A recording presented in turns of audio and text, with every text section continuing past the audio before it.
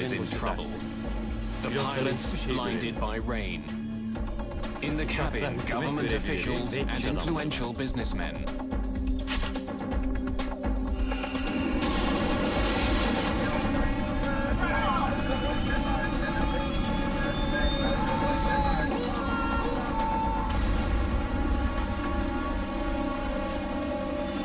The crash of IFO-21 shocks the world.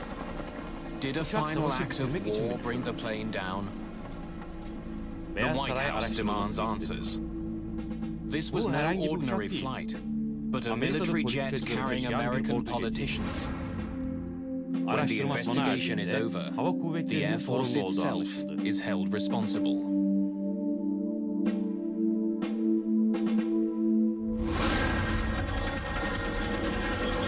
Yardım edin, yardım edin!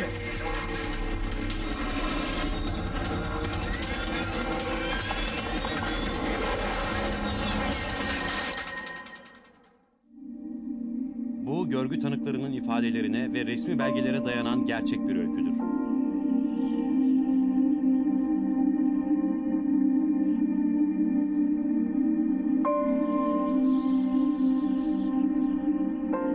Wednesday, 3 Nisan April 1996 1996. A raw Hırvatistan'ın spring day Dubrovnik near şehri the city of civarında soğuk Dubrovnik, bir ilkbahar. Croatia. Rain Şehrin pelts the havaalanına runway yağmur at the yağıyor. city's airport. A small group of diplomats ıslanmamaya hurry through the çalışarak storm, fırtınada trying ilerliyor. to keep dry. They're part of a Bunlar az önce delegation that's uçakla just inen touched delegeler. down. Among them, the Croatian Prime Minister ve and the Amerikan American Büyükelçisi ambassador to the Peter region, Galbraith. Peter Galbraith. The flight into Dubrovnik was uçuşu a çok scary flight. korkutucuydu. We Hiçbir couldn't şey see göremiyorduk. anything at all. At O that zaman point, I'd been Hırvatistan ambassador to Croatia Büyükelçiliği for nearly görevine 3 years, başlayalı and I'd yaklaşık done 10 sene olmuştu. a lot of shuttle Pek çok diplomacy, diplomatik görevde and bulunmuştum. it certainly was one of the İçlerinde most de en çok uncomfortable. tedirgin edici olanı oydu. The weather that made Galbraith'in Galbraith's kötü bir landing biçimde so inmesine neden olan bad hava isn't letting düzelmek up. bilmiyor. In fact, Dubrovnik'e commercial giden flights into yolcu uçağı Dubrovnik have been seferleri iptal cancelled. edildi. But the Ama ambassador and the büyükelçi ve others aren't diğerleri waiting for a yolcu uçağına commercial binmeyecek. flight. They're here to Bu greet hassas görev için seçilen IFO-21, Amerikan Hava a Kuvvetleri US jeti Air Force jet on a IFO-21'i delicate bekliyor. mission. The plane Uçak is a özel specially olarak designed tasarlanmış bir 737. 737. The Air Hava Force has a kuvvetlerinin bu small fleet jetlerden of these küçük bir jets to pilotu var transport ve önemli high-profile konuklarını guests taşımak around için the kullanılıyor. world. The cabin Kabin, has politika everything ve needed to mesleklerle do ilgili business tüm and gereksinimleri politics 10.000 metre 10,000 meters yükseklikte in the sky. karşılayabiliyor. Today, Bugün the cabin kabinde is filled with what the ordunun military SK diye call adlandırdığı DVs, seçkin konuklar distinguished var. visitors. This group is Grubu led by Birleşik United Devletler States Ticaret Secretary of Bakanı Commerce, Ron Ron Brown. Ron Brown çok düzgün ve yetenekli biriydi. individual. He was Devletin a içindendi Washington ve insider, bu durumun and gerektirdiği he had all tüm the skills becerilere that go with sahipti. that. Brown is a Brown, star in the Demokratların Democratic yıldızıydı. Party. Sizi temin ederim, elimden gelen her şeyi He yapın. played an important Bill role in Clinton'ın getting Bill başkan Clinton seçilmesine elected büyük bir president. katkıda bulunmuştu. Under Clinton, Clinton döneminde Brown was appointed the tarihteki ilk first siyahi African-American Amerikan Commerce ticaret bakanı olarak Secretary in göreve the atandı. country's history. Bugün burada bulunan Birleşik Devletler şirketleri, devlet yetkilileriyle temasta bulunmak, daha da önemlisi iş yapmak için isteklidir. Today, that Görevi job has bugün taken Brown'u Brown to one of dünyanın the en most sorunlu troubled bölgelerinden areas in birine the getirdi. world.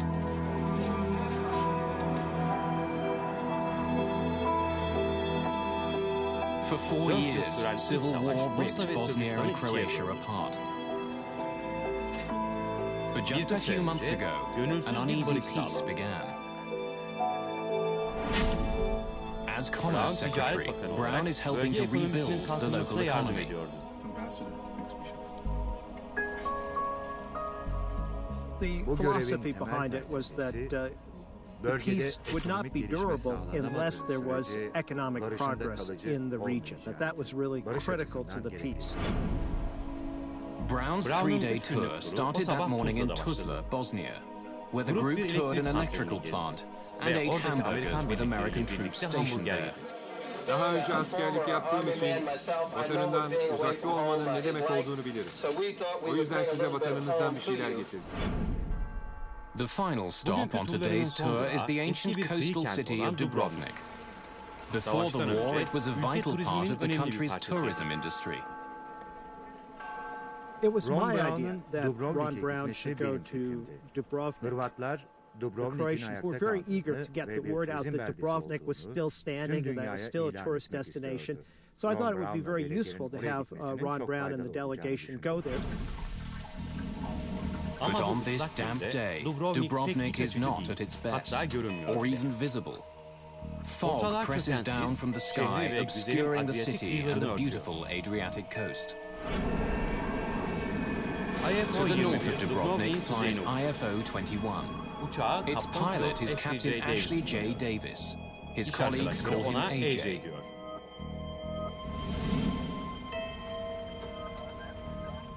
Departure IFO-21. From the cockpit, Davis can see some clouds ahead that he wants to avoid. Birkaç kilometre ileride bulutlar tümeni. Geçiş izni verildi IFO-21. Yükselin ve 160'da kalın. Burası IFO-21, 160'da. IFO-21. It's 2 o'clock in the afternoon. AJ Davis and his crew have been on the go since dawn. While the cabin of this plane is built for comfort, the cockpit is virtually identical to a standard issue 737. AJ Davis grew up in Baton Rouge, Louisiana, and dreamed of being a pilot. He made it and has been on the front line of American military efforts.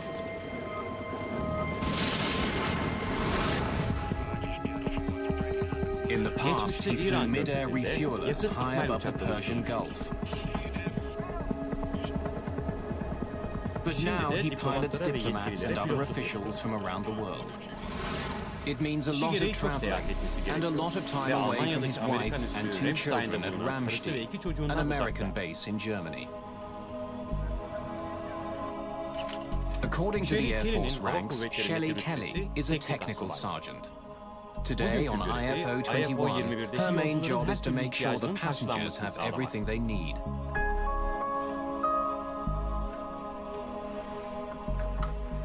Yemek ister misiniz bakalım? Hayır, teşekkür ederim. Programın ne kadar gerisindeyiz? The diplomats are expecting to arrive in Dubrovnik by mid-afternoon, but they've been running late all day. İsterseniz bir kontrol edeyim. İyi olur. Teşekkür ederim. As the plane nears Dubrovnik, AJ Davis calls the United States Air Force Weather Service for an update. Burası IFO-21, duyuyor musunuz? Tamam. IFO-21 gayet net, tamam. Lima Delta için hava durumu şöyle. Yağmurlu. Gökyüzü durumu 500. Bozuk. Bu azami rakam. Anlaşıldı mı? IFO-21 anlaşıldı. Evet. Bütün gün böyle. Hava durumunda değişiklik bekliyor musunuz? Yağmurlu olacak. Anlaşıldı. Yağmurlu. Teşekkür ederim. Gidip şu Dubrovnik'i bir görelim bakalım. Only 4 months after a peace treaty was signed, the skies over this part of the world aren't guaranteed to be friendly. Planes are still required to fly in certain highly restricted lanes. While he's aware that there are flight restrictions, Davis has never flown in this part of the world before. As he nears the Croatian border, he gets an unexpected warning. IFO-21, burası Magic 5-1. Magic is the call sign for the peacekeeping airborne early warning aircraft that watches air corridors like a traffic cop. Onaylanan koridorun dışına çıkıyorsunuz. Rotanızı hemen değiştirin. Davis isn't off course. He's flying the exact route he had planned.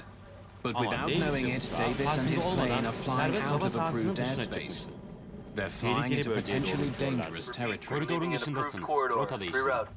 Anlaşıldı Magic. Bizim hatamız. Onaylanan koridora dönüyoruz. Tamam. Bu bugün ikinci. The approved corridors do change, and Davis and his crew should have been informed. To stay on an approved course, Davis will have to swing out to the west. It's an embarrassing situation that's going to cost them time. Shelley, ben AJ. Yeni rotayı yönlendirin. Dubrovnik'e 15 dakika kadar geçileceğiz. Hepinizden özür diliyoruz.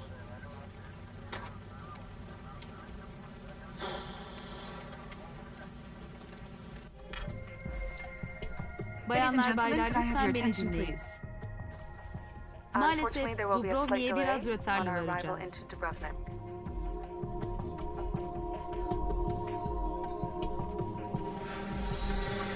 Politikacıların hoşuna gitmeyecek. Hava yüzünden daha da gecikeceğiz. Outside his plane, the heavy rain continues to crash down. Flying toward an unfamiliar airport with a cabin full of businessmen and diplomats, Davis has a difficult task ahead. What happens to this plane and its passengers over the next several hours will capture the attention of the world.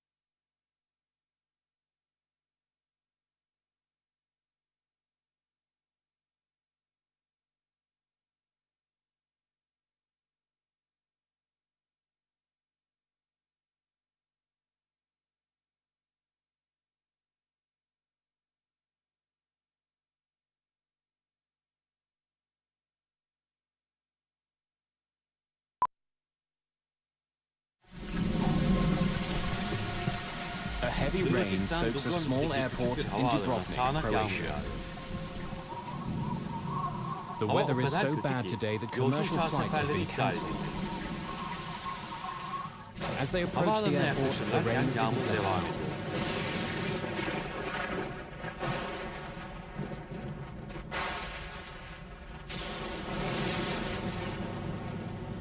The crew is dealing with more than just bad weather. The recent civil war has taken a heavy toll on Dubrovnik's airport. It had been closed for several years and is waiting for a new landing system. The airport was totally trashed by the Serbs who had taken over the airport during the '91 war. They really went out of their way for the destruction. They destroyed the instrument landing system. The new one was on order.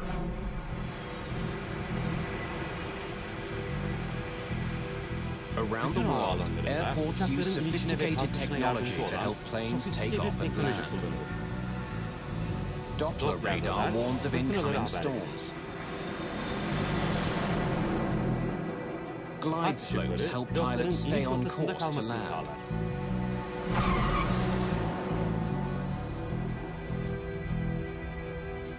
The devastated Dubrovnik airport has none of that.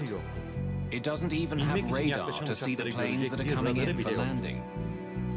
Instead, the airport is using so-called non-directional beacons to guide planes towards the runway.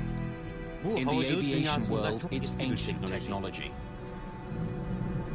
There are many non-directional beacons used in the United States and throughout the world, but they're an older navigational aid. In fact, they were on the way out. The system in Dubrovnik has two beacons on the ground, which send out signals to the plane. When the crew receives the signals, they consult their charts and follow the course that will take them to the airport. The crew of IFO-21 is still waiting to hear the first signal when they get a call from the ground. 9ACRO'dan IFO-21. Burası IFO-21. Dinliyorum 9ACRO, tamam.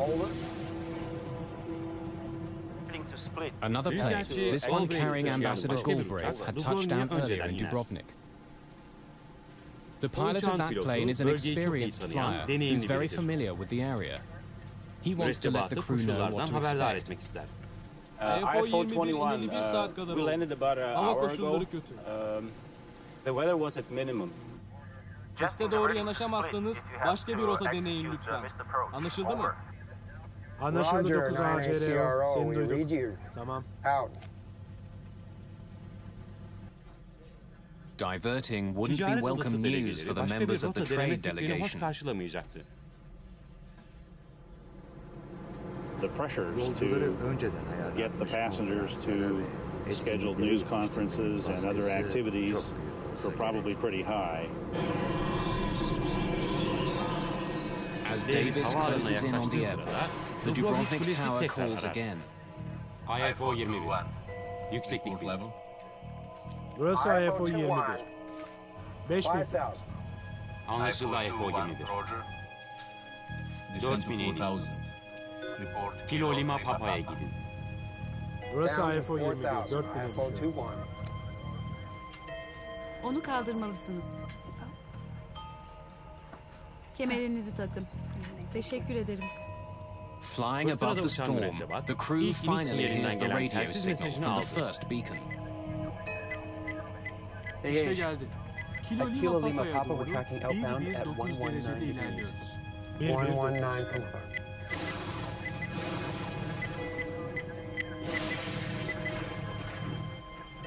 Bakalım inişe geçiyoruz. Sonra bakarız.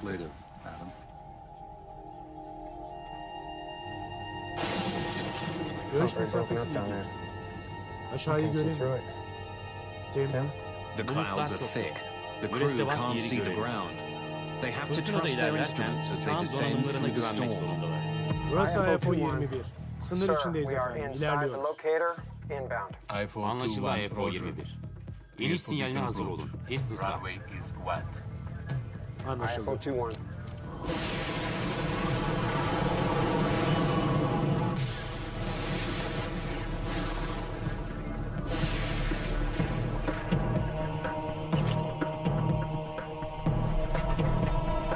AJ Davis flies blind through heavy rain and cloud cover.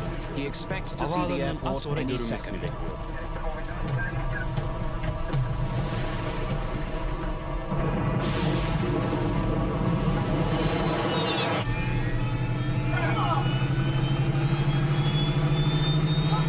Yukarı çek, yukarı çek.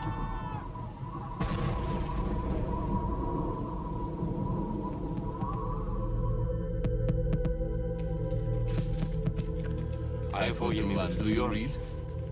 Just before 3 o'clock in the afternoon, Dubrovnik Tower loses all contact with IFO 21. Burası Dubrovnik Kule. IFO 21 duyuyor musunuz? IFO 21 duyuyor musunuz? Without approach radar to track the plane, controllers have no idea where it is. Perhaps the plane has diverted to another airport. IFO 21 duyuyor musunuz?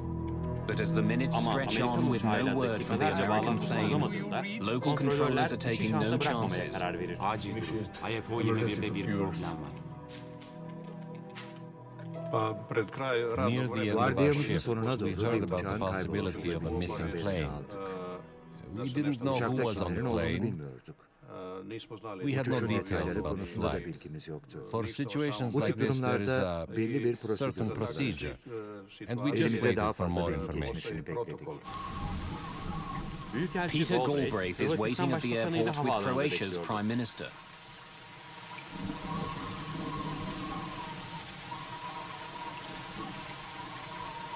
It was clear from my own flight in that this was a very marginal landing. I did not expect them to attempt the landing in Dubrovnik. The Croatian Prime Minister came up to me and pulled me aside and said, "We've lost radio contact with Ron Brown's plane."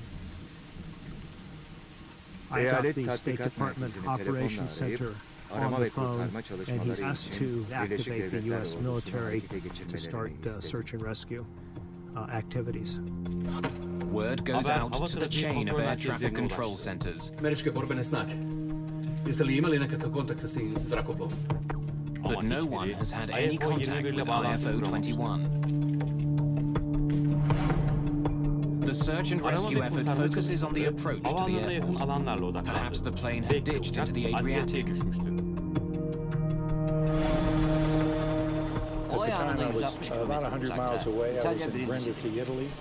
We launched 2 of our MH-53 helicopters with Special Tactics Air Force personnel on board, headed to Dubrovnik. For hours, there is no sign of the missing aircraft.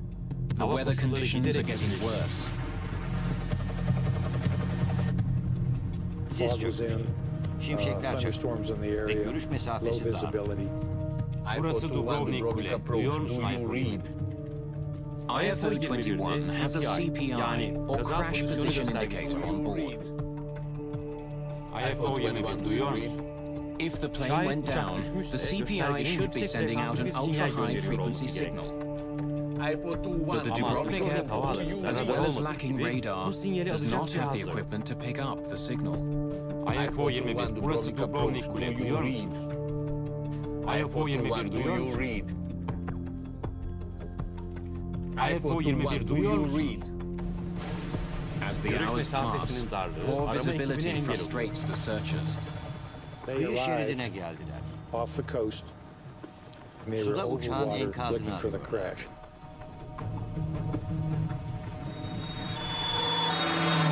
Hours after the plane disappears, police respond to a tip.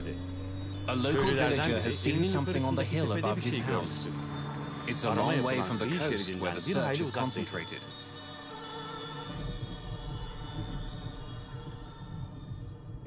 We went up to 2 vehicles to check them out. The weather was extremely horrible. Strong rain and thick fog. So we went on foot for about an hour up that mountain. Then we came close. It's almost 7:30 at night, 4.5 hours after the crew called for clearance to land. The crash of IFO 21 is finally confirmed.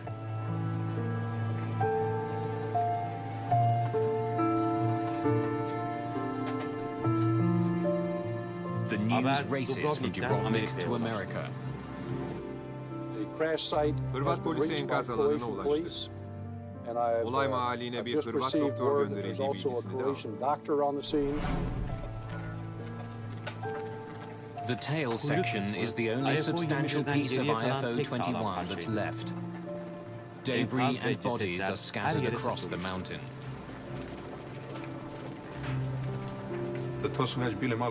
These were hard moments, as we were walking over the boulders, not knowing if we're going to step on someone's body.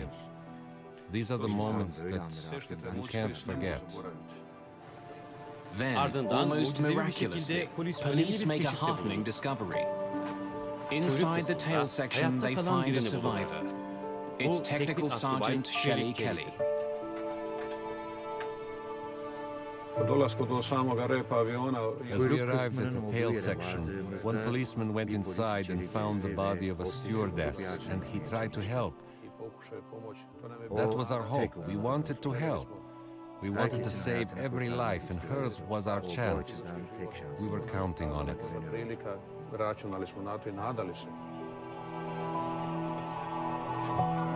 In the darkness, they realize that Kelly needs immediate medical attention if she's going to survive.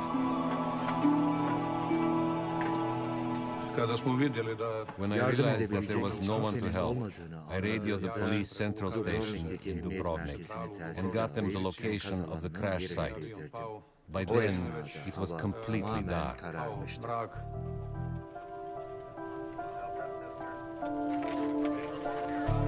St. John's Hill is alive with close to 100 Croatian policemen and military.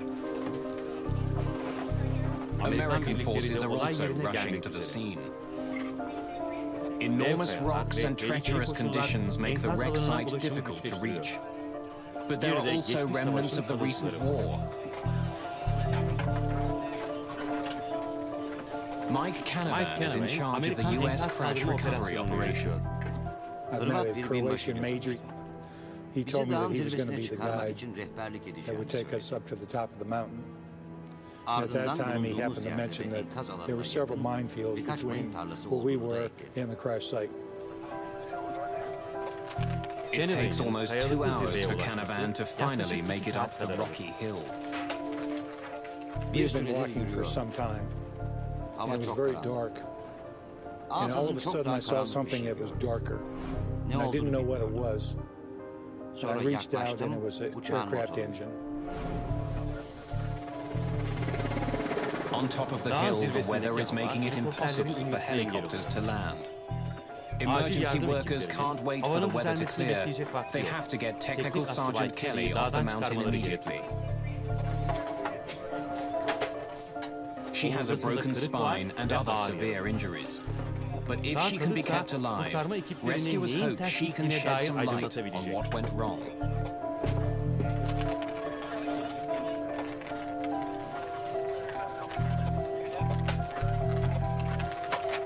With Kelly off the mountain, the search for other survivors continues.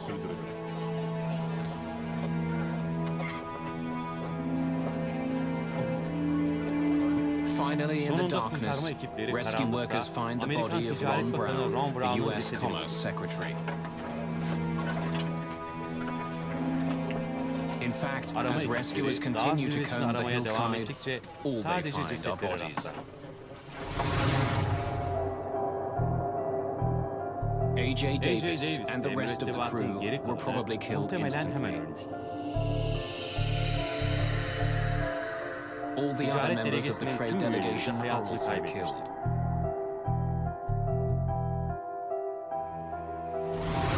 As dozens of emergency workers continue their grim search, a call comes from Dubrovnik. Technical Sergeant Shelley Kelly is pronounced dead in the ambulance en route to hospital. No one has survived the crash of IFO-21.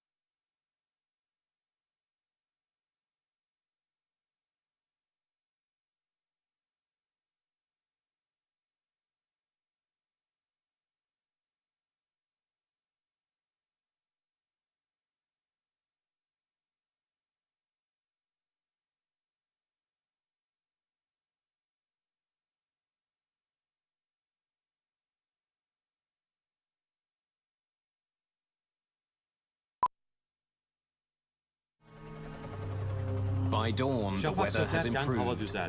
Peter Galbraith gets his first glimpse of the crash site.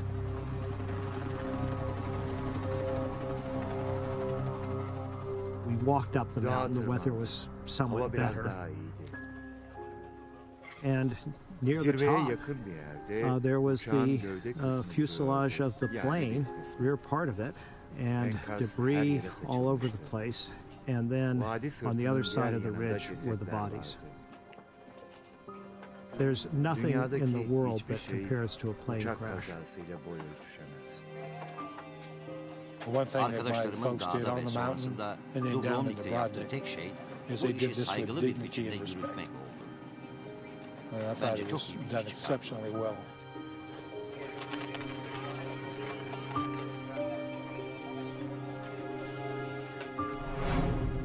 Ladies and gentlemen, the Vice President and First Lady and the members of Cabinet and I wanted to come here to be with the employees of the Commerce Department at this very difficult hour.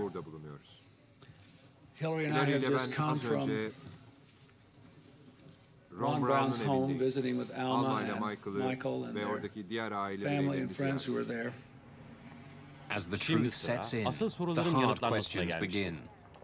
How had a specially redesigned US Air Force 737 crashed on a hillside in Croatia? Was it simply bad weather? Or in a war-ravaged part of the world, was there another cause?